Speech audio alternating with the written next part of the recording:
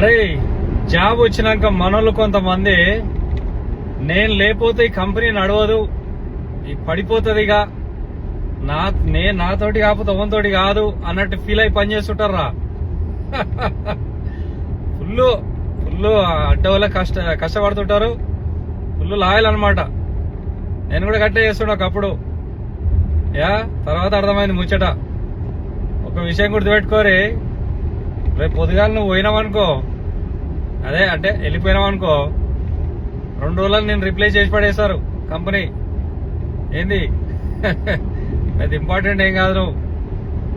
So కాకపోతే మీ family నీకు చాలా ఇంపార్టెంట్. ఫ్యామిలీతో టైం స్పెండ్ చేయండి, కంపెనీతో తర్వాత టైం స్పెండ్ చేయొచ్చు. ఎంతవరకు చేయాలో అంతవరకే చేయాలి. ఇంకోటి చాలా మంది ఎట్లా అంటే అడ్డగోలే ఖర్చు పెట్టి, అంటే అడ్డగోలే కష్టపడి చాలా ఫీల్ అవుతుంటారు. నా కంపెనీ ఓన్ కంపెనీ అన్నట్టు ఫీల్ అవుతుంటారు.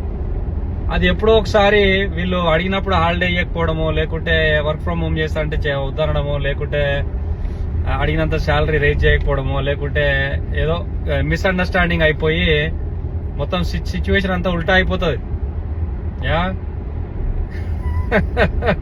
అప్పుడు అర్థమైతే వీళ్ళకి, అరే నేను ఇంత లాయల్గా ఇంత బాగా పనిచేసినా ఏందిరా నాకు ఇట్లా బిస్కెట్ వేసిరిల్లు అనుకుంటారు.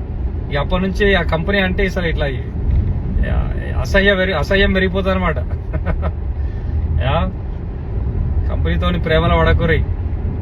ఏం చెప్తున్నా, అదే మా ఎంప్లాయీస్ కైనా ఎవరికైనా నేను అదే చెప్తా. మీ పని, మీ జాబ్ మీరు బెస్ట్ చేయాలి. అది ఇంటికి పోవాలి, ఇంట్లోతో టైం స్పెండ్ చేయాలి, అది ఇంపార్టెంట్. అంతేగాని